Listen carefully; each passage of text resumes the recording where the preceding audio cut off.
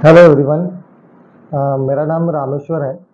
मैं पुणे महाराष्ट्र से आता हूँ और पिछली बार की यूपीएससी में मेरा 202 रैंक था, दैट इज़ यूपीएससी 2021।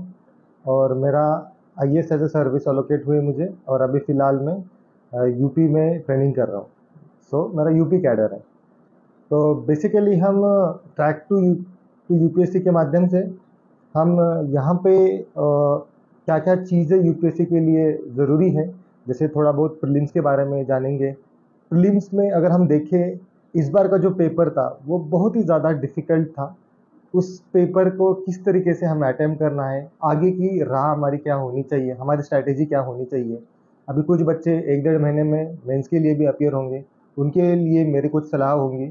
और ओवरऑल एक यूपीएससी की जर्नी, मेरी जर्नी क्या थी, मैंने उस जर्नी में क्या-क्या सीखा, मैंने इस एग्ज़ाम के दोनों साइड्स देखे हैं, मुझे फेल्योर भी मिला है और सक्सेस भी मिला है, तो मैं दोनों साइड आपसे साझा करना चाहूँगा। और अंततः हम मेरी जो लबासना में ट्रेनिंग हुई थी, या अभी तक जो मेरा 1 साल का अनुभव है आईएएस में आने के बाद, तो वो उस चीज़ें के बारे में भी मैं थोड़ा-सा आपके साथ कुछ बातें करना चाहूँगा। तो चलिए सबसे पहले स्टार्ट करते हैं कि यूपीएससी का प्रीलिम्स के बारे में। आप सभी को पता है कि प्रीलिम्स एक बहुत ही इम्पोर्टेंट स्टेज है, और मैं तो मान लूँ तो प्रीलिम्स ही सबसे डिफ़िकल्ट स्टेज है इस एग्ज़ाम का, बिकॉज़ यहाँ पे लाखों बच्चे एप्लीकेशन भरते हैं और उसमें से सिर्फ 12 या 13 हज़ार लोग सेलेक्ट होंगे। और वो 2 घंटे में हमें पूरा साल भर का ज्ञान हमें लगाना होता है वहाँ पे। अगर वो 2 घंटे अगर हम अच्छी तरीके से हैंडल नहीं कर पाए, तो पूरी साल की मेहनत एकदम कंप्लीटली वेस्ट जाती है। और एक डीमोटिवेशन जो आएगा, वो डिस्ट्रेस जो आएगा, स्ट्रेस आएगा, वो अलग बात है। ओके। और यूपीएससी जिस तरीके से पिछले 3-4 सालों में जिस तरीके से एग्ज़ाम का लेवल बढ़ा रहा है, वैसे देखा जाए तो फिर हमारा एक पूरा डीमोटिवेशन हो जाता है, और हमें कभी-कभी ऐसा लगता है कि यार हम पढ़ भी रहे हैं तो क्यों ही पढ़ रहे हैं। ओके। एंड इसका कुछ सिलेबस भी है कि कुछ भी रैंडम क्वेश्चंस पूछे जा रहे हैं वगैरह। जैसे इस साल का अगर आप पेपर देखोगे तो बहुत सारे लोग एग्जाम हॉल में जाने से पहले हम ये एलिमिनेशन टेक्निक लगाएंगे, हम ये करेंगे, हम वो करेंगे, 50 क्वेश्चन वैसे ही सॉल्व हो जाएंगे, ऐसी बहुत सारी बातें करते थे। लेकिन यूपीएससी ने सभी को एक क्या बोलते हैं, सभी को एकदम निराश कर दिया था इस एग्ज़ाम में, बिकॉज़ कोई भी टेक्निक काम में नहीं आया। बट ऐसे एग्ज़ाम जैसे पिछले साल के एग्ज़ाम में अगर देखेंगे तो 7 क्वेश्चन ऐसे थे जहाँ पे आपको ओनली 1 पेयर, 2 पेयर, 3 पेयर ऐसे क्वेश्चन थे। लेकिन इस बार के एग्ज़ाम में अराउंड 50 क्वेश्चंस ऐसे थे जहाँ पे अगर आपको आता है तभी आता है, आप कोई भी एलिमिनेशन टेक्निक, कोई भी तुक्का नहीं लगा सकते थे। तो ये चीज़ यूपीएससी की प्रीलिम्स को और भी ज़्यादा डिफ़िकल्ट बना देती है। तो कुछ ऐसी क्वेश्चंस है क्या जिसको हम पहले से अच्छे तरीके से प्रिपेयर करते हैं? तो मैं तो बोलूँगा कि अभी का जो पैटर्न चल रहा है उससे आपको एक अपना नॉलेज बेस बहुत ज़्यादा बढ़ाना पड़ेगा।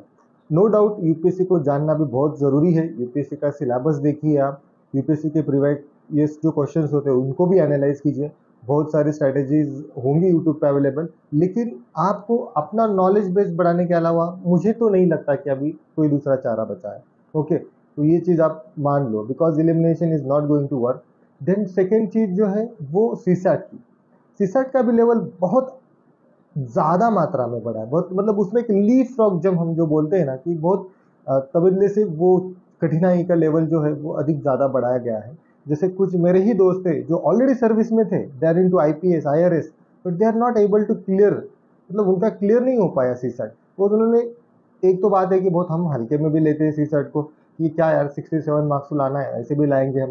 कोई लोग इंजीनियरिंग बैकग्राउंड से होते हैं, तो वो भी प्रिपेयर नहीं करते, हम वैसे ही ये कर लेंगे। लेकिन यूपीएससी ने सीसैट का लेवल भी बहुत ज़्यादा बढ़ा है, जो यूपीएससी के सिलेबस में था कि 10th लेवल का। मैं 100% श्योरिटी के साथ कहता हूँ कि पेपर वाज़ वेरी डिफ़िकल्ट। बहुत सारे आईआईटीज़ के बच्चे जो पहले से सर्विस में, वो भी बच्चे फेल हुए। तो एक हमें इंडिकेशन देता है कि हम सीसैट को इतना लाइटली नहीं ले सकते। सीसैट को भी हमें जीएस की तरह ही प्रिपेयर करना पड़ेगा। अगर मैं भी इस एग्ज़ाम को देता ना, तो मैं भी गारंटी नहीं दे सकता हूँ कि मैं भी वो क्वालीफाई कर लूँ। और मेरे जैसे बहुत लोग हैं, मेरे बहुत सारे ऐसे दोस्त हैं जो आईपीएस है, आईआरएस है, उनका भी निकल नहीं पाया, वो भी सीसैट की वजह से। मेरा एक दोस्त है जो ऑलरेडी आईपीएस में है, उसने पिछले साल का मेंस नहीं दिया था प्रीलिम्स होने के बावजूद भी, लेकिन यहाँ पे उसको सीसैट ने थोड़ा-सा धोखा दे दिया। तो ये इंडिकेट करता है कि यार सीसैट को हमें बहुत ही सीरियस ढंग से लेना चाहिए, उसका एक प्रिपरेशन, जेन्युइन प्रिपरेशन होना चाहिए। ये मैटर नहीं करता कि आप किस बैकग्राउंड से आ रहे हैं, कि मैं आईआईटी से हूँ, इंजीनियरिंग से हूँ, मैं पहले से ही सर्विस में हूँ, तो मेरा सीसैट तो ऐसे ही निकल जाएगा, 70 मार्क्स तो लाने हैं, सॉरी 67 मार्क्स ही लाने हैं। तो आराम से हो जाएगा, लेकिन ऐसा नहीं है। आपको जिस तरीके से आप डेडिकेटेडली जीएस को प्रिपेयर कर रहे हैं, उसी तरीके से आपको सीसैट को भी प्रिपेयर करना पड़ेगा। मेरी तो सलाह आपसे ये होगी कि अगर आप सीसैट को इजी टू मॉडरेट लेवल पे हैं, एक्सपर्ट लेवल पे नहीं है, तो आप चाहे तो डेली 1 घंटा तो कम से कम सीसैट को दीजिए। उसके पेपर्स लगाइए, क्वेश्चन सॉल्व कीजिए, हर संडे को एक पेपर दीजिए, जिसके कारण एक अलग लेवल का कॉन्फिडेंस आप में आ जाए। तो ये कुछ बात हो गई हमारी prelims related. Now mains related क्या चीज़ें करनी है। अब मुझे सबसे इजी जो पार्ट लगता है यूपीएससी का, वो एक मेंस है। मेंस में आपको नॉलेज तो है आपके पास, लेकिन एनालिटिकली उस 3 घंटे के समय में आप किस तरीके से आप एग्जाम हॉल में रिप्रेजेंट कर पाते हैं, वो सबसे इंपॉर्टेंट चीज़ है। वो आपको अगर इजीली तरीके से आ गई तो आपका मेंस सॉर्टेड है। Mains is a marathon, it is not a race. एक शॉर्ट टर्म रेस नहीं है, एक मैराथन है। 9 पेपर आपको लिखने हैं। तो जो बंदा एकदम स्टेबल माइंड के साथ एकदम स्ट्रेटेजिकली मेंस को प्रिपेयर करता है, उसको अच्छे ही नंबर आते हैं। Scoring 800 mark is not that easy, but not that much difficult also. You can easily score within the preparation of 3 months. उसके लिए क्या करना है? सबसे पहले मैं बोलूँगा कि यूपीएससी का जो सिलेबस है ना, वो डाउनलोड कर लीजिए और उसको कम से कम 2-3 दिन पूरा यूपीएससी का सिलेबस रट डालिए। हर एक जो यूपीएससी ने जो कीवर्ड्स दिए, जो टॉपिक्स दिए ना, उसके ऊपर आपके एक पेज के नोट्स होने ही चाहिए। आपके पास बहुत सारा डाटा होना चाहिए। बहुत सारे इन द सेंस ऐसा नहीं कि thousands of facts you need to have 70-80 facts, कुछ कोटेशंस, कुछ इंट्रोडक्टरी स्टेटमेंट्स, कुछ कंक्लूजन्स, ओके, बाय हैंड आपके पास होने चाहिए। ओके, तो ये सारा हो गया स्टडी मटेरियल रिलेटेड। और जो कुछ भी आपने स्टैंडर्ड बुक्स पढ़ा है, जो कुछ भी टॉपर बोलते हैं, वही बुक्स आपको पढ़ने हैं। और एक चीज़ मैं यहाँ पे ऐड करना चाहूँगा कि आप ना, जो टॉपर्स होते हैं ना, उनकी कॉपीज देखिए। मार्केट में इजीली अवेलेबल है, किसी भी वेबसाइट पे जाएंगे तो वहाँ से आप डाउनलोड कर सकते हैं। वो आप कॉपीज डाउनलोड कीजिए। जैसे मैं जब प्रिपरेशन करता था, तब मेरे बैच की पहले की जो टॉपर थी, जागृति मैम थी, शुभम कुमार था, दिव्या मिश्रा मैम थी, इन सब की कॉपीज में पढ़ता था। पॉलिटिकल साइंस के लिए भी बहुत सारे लोग थे, शुभ्रा मैम के वेबसाइट पे जाके मैंने कुछ कॉपीज डाउनलोड की थी और उनकी कॉपीज में पढ़ता था। जैसे रिया दबी मैम हो, सदाफ चौधरी मैम हो, इनके कॉपीज मुझे बहुत अच्छे लगते थे, तो रिपीटेडली मैं वो कॉपीज पढ़ता था। जिसके कारण क्या होता है, एक देखो कि आपको एक अलग लेवल का कॉन्फिडेंस मिलता है। जैसे आप कोई क्वेश्चन पढ़ोगे तो उसका आंसर आप खुद से सोच लेना पहले, एंड देन वो टॉपर्स क्या लिख रहे हैं वो देख लेना। अगर मान लो कि आपका 60-70% वहाँ पे ये हो रहा है, मैच हो रहा है आंसर, तो इट मीन्स कि you are on the right track. एक अलग लेवल का कॉन्फिडेंस देगा। एंड जब आप उसके बारे में सोचते हो और जो पढ़ते हो, तो उससे आपका रिवीजन भी हो रहा है। बहुत सारी नई चीज़ें भी आपको पता चल रही है कि आंसर्स कैसे लिखा जाता है, किसी आंसर का इंट्रोडक्शन किस तरीके से किया जाता है, कंक्लूजन किस तरीके से किया जाता है, कौन से ऐसे फैक्ट्स होते हैं जो रिपीटेडली हर एक टॉपर की कॉपीज में आते हैं। तो अलग अलग कमिटीज, डाटा, फिर फ्लो चार्ट्स, डायग्राम, बहुत सारा कलेक्शन मैं बोलता हूँ कि आपको उन कॉपी से मिलेगा। सो माय एडवाइस इज कि उनसे आप बहुत कुछ सीख सकते हैं। तो एक चीज़ है। एंड देन उसके बाद जो होता है वो एक राइटिंग का स्टेज है। तो आप कोई भी एक टेस्ट सीरीज लगा लीजिए। मार्केट में बहुत सारे टेस्ट सीरीज अवेलेबल है। मैं किसी ब्रांड को प्रमोट नहीं कर रहा, लेकिन फोरम की है, विजन की है, नेक्स्ट कोई भी एक, नेक्स्ट आईएएस भी है, कोई भी एक टेस्ट सीरीज लगा लीजिए। मैक्सिमम क्राउड फोरम आईएएस लगाता है, तो आप फोरम आईएएस भी लगा सकते हैं, विच इज़ अ गुड। तो ये भी है। देन उसके बाद जब आप पेपर लिखोगे, तब जो फीडबैक आता है ना, उसके ऊपर भी आपको सोचना पड़ेगा कि हमने कहाँ कहाँ पे गलती की है और हमारा वो माइंडसेट क्या था उस एग्ज़ाम को लिखते समय, ये सब चीज़ें। एंड अभी आपका 1-1.5 महीने बाद एग्ज़ाम है, तो मैं बोलूँगा कि आपको पेपर कवरेज पे, सिलेबस कवरेज पे, रिवीजन पे ज़्यादा से ज़्यादा फोकस देना चाहिए। और आपका माइंडसेट जो है बहुत ही स्टेबल होना चाहिए। स्टेबल माइंडसेट के लिए क्या करना है, तो डेली आप 5 to 10 मिनट्स आप खुद को दे सकते हो। शांति से बैठो, मेडिटेशन करो और माइंड को एकदम पीसफुल बनाओ। बिकॉज वो 3 घंटे में आप जो कुछ भी करेंगे वही आपका स्कोर में रिफ्लेक्ट होने वाला है। देखो, जो 12-13 हज़ार बच्चे क्वालिफाई करते हैं वो इक्वल फुटिंग पे है, उसमें से कोई कम या कोई ज़्यादा नहीं है। मैं तो मानता हूँ कि जिनका प्रीलिम्स भी नहीं हुआ है वो भी उतने ही कैपेबल थे, लेकिन 2 घंटे में एंड बैड लगता होगा कि वहाँ पे कुछ चीज़ें उनको याद नहीं आई होगी या कुछ गलतियाँ की होंगी, उसके कारण वो 12 या 13 हज़ार में नहीं है, जिनको चांस नहीं मिल रहा है। यू आर वेरी लकी कि you are going to write the mains exam, so that itself is award for you. तो ये भी एक चीज़ है। फुल फ्लेज तरीके से आपको मेंस की तैयारी करनी है और जो कुछ भी 3 घंटे होंगे उसको अपना बेस्ट देना है। बेस्ट ऑफ द बेस्ट जो होता है ना, वो देना है। मैक्सिमम रिवीजन करो, फुल फ्लेज तरीके से राइटिंग करो, 3-3 घंटे के पेपर्स दे दो। तो I think this would be sufficient for you.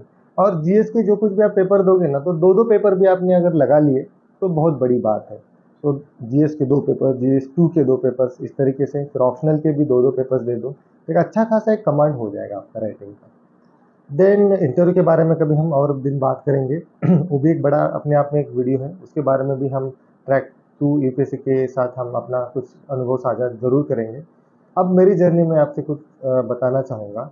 जैसे मैंने अपना जो प्रिपरेशन है वो कोविड के टाइम स्टार्ट किया था। मैं पहले इससे पहले प्राइवेट सेक्टर में जॉब करता था, तब मुझे ऐसा लगा कि यार मुझे भी यूपीएससी देना चाहिए। हर एक जैसे आपका भी सपना होगा बचपन का, तो मेरा भी बचपन का सपना था।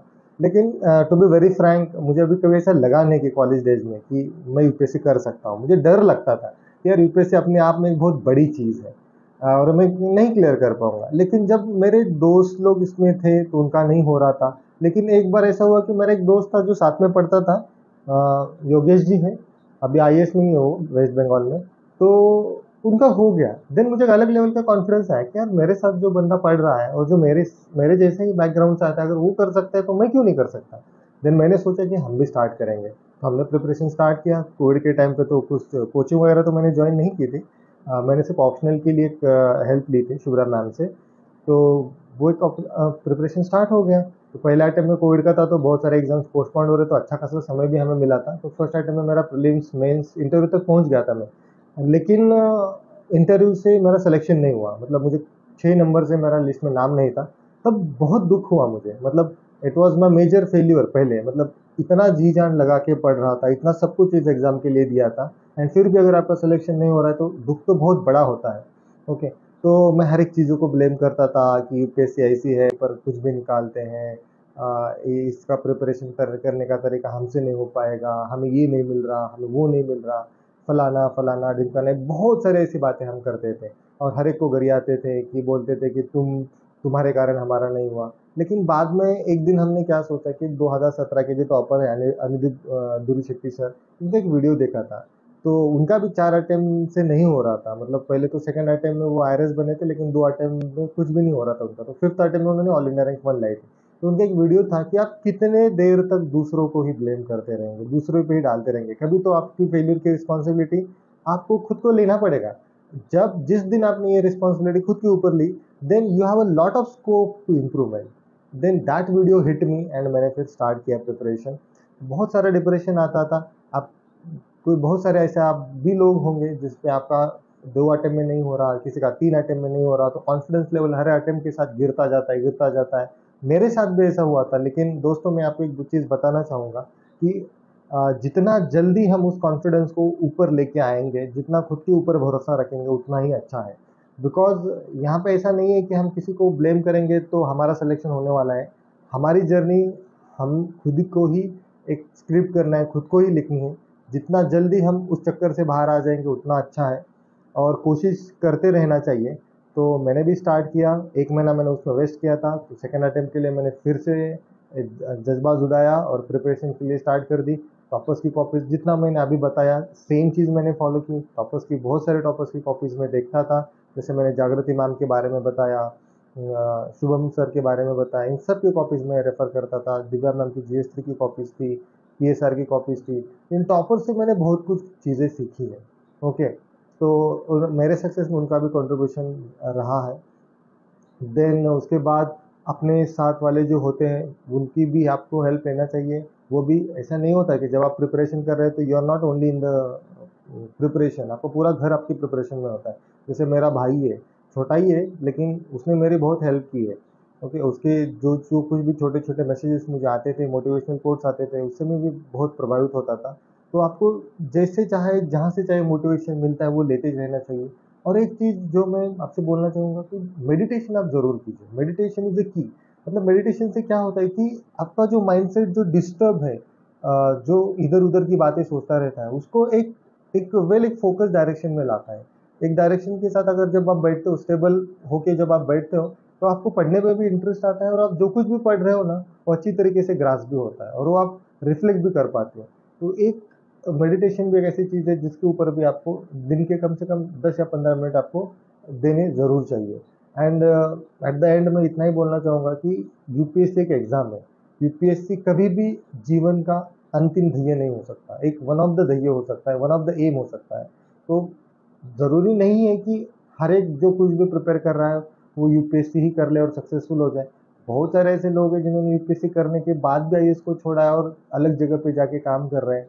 ओके, तो मैं तो इतना ही कहूँगा कि एक लेवल तक आप इसको अपना सर्वस्व मान लीजिए, और उसके बाद अगर नहीं हो रहा है तो इट इज़ बेटर कि आपके जो कुछ भी हॉबीज़ होंगे, किसी को लिखने के शौक हो सकता है, किसी को जिम जाने का शौक है, किसी को दौड़ने का शौक है, किसी को ट्रैवल करने का शौक है, अपने आप के लिए भी आप खुद से टाइम निकालिए और अपना जो पीस होता है वो ढूंढने की कोशिश करिए। UPSC should be the by product. Okay, so don't take much tension, इसके बारे में इतना ज़्यादा भी नहीं सोचना है। एक लाइफ का एक पार्ट है, लाइफ का एक हिस्सा है, एक पूरी लाइफ कतई नहीं है। Thank you.